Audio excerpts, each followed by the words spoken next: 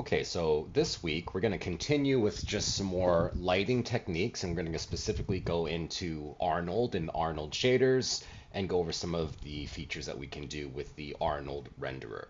So as you can see here, I have that room that we've been kind of looking at for a while now, and I've created a directional light, and I've just kind of preset some of these things. So I have my intensity up to 600, and right now I'm in the Maya viewport, right? So I'm in the same viewport that we're used to working in, right? And if I want to see my light, right, I can hit 7, right? And I can see, right?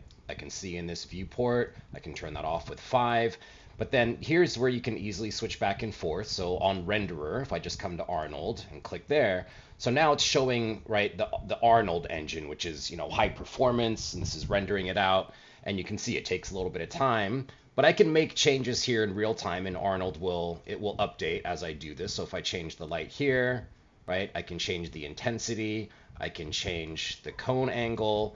But every time I make a change here, because I'm in the Arnold renderer, it takes a moment, right? It takes a little bit of time. So if you're wanting to work quickly, right, you should just stay in the regular viewport, hit 7 so we can see the light there. And here you can make changes, faster, right? It's not going to be as well defined, or it's not going to be as rendered as it would be in the Arnold renderer. But then anytime if I want to see, what the Arnold renderer is going to make this look like, right? Again, we have to kind of wait. We have to let this finish. So, I made some changes here that, oh, I'm going the wrong way. Let me go. Let me make some, let me get this a little bit brighter. Okay. And we'll switch back to Arnold. We'll let it do its thing. Now, the more complicated your scenes get, right, the larger they get, the more objects that get filled up. This can take some time, right? Every time you want to see what this looks like, right, it can take a little bit of time.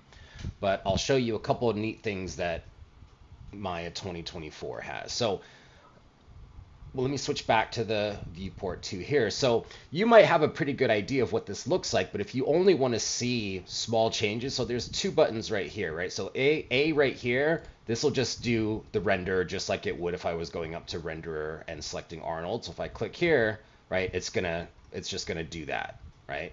But let me show you something cool that you can do here as well. If I just want to preview a little area, I can click here and I can click and drag, right? And I can just see specific areas. That way I don't have to wait for the whole thing to render, because it's just going to do a little spot like that. Okay, let me come back to the regular viewport here. And again, if I'm in the Arnold viewport, and let's just say I want to render the whole thing, I can still tumble and I can still zoom in and I can still do all that stuff. But like I said, it's gonna, every time I want to do something, it's going to stop and pause, and its brain is going to be thinking, right, about what it needs to do. Okay, so just with some of the Arnold settings in particular, so let me come back to this here. Okay, so we know we've already played around with some of these effects here, but I'm going to come down further, and I'm going to come down to right here, this Arnold tab. So in your settings right here, if you click on Arnold, so any changes that you make here will override the previous changes that you have. Okay, so one thing that Arnold can do is you can go into use color temperature, and this is going to use Kelvin, so 6,500 degrees Kelvin. So anything lower than this is going to give you warm light, right? Anything higher than this is going to give you cool light, right? Meaning your blues and grays, right? Exposure, right? That's just going to brighten the intensity there.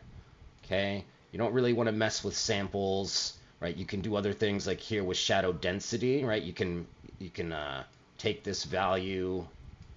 Let me just write this down, right? This is going to lighten up those shadows, right? So lessen the contrast, right? And there's other things that you can play with here, right? Some of these settings, diffuse, specular. Go ahead and on your own time, right? You can mess with this. You can play with these. Specular is the light that's hitting the highlights, right? Indirect light, But a lot of this stuff is just super, right? You're not really going to mess with a lot of this stuff unless you're doing like environmental scenes, which I'll kind of show you that in another video. But just wanted to show you that the Arnold settings there are going to override anything that you do to the previous settings. Okay, so one other thing I want to show you in this video. So remember how I said there were Arnold specific lights before? So let me show you what I mean by that. Go ahead and choose the spotlight. Okay, so there's Arnold specific lights, and one thing that I want to show you that can be helpful is, like, say you're modeling a room and you actually want to choose an object to be a light source, right? So let me show you what I mean by that. So we're going to go to lights, and we're going to create a mesh light, okay? Oh, so sorry, you have to select an object first. So I'm going to just select this chair, even though it's not what it, the chair is not going to be a light source, but just for the purpose of this video, it'll work. So again, lights and then mesh light. Okay, so what this does, if I hit 7 here, what this does is whatever object, whatever mesh I select, it's going to make that the light source, right? And so it makes this chair the light source, and same thing right here. So if I can brighten the intensity, and all the same settings that we've understood before, right? Exposure, all these other things. So it's the chair has now become a light source, right? So it disappears as an object, so you won't see it as an object, but it shows up as a light source, okay?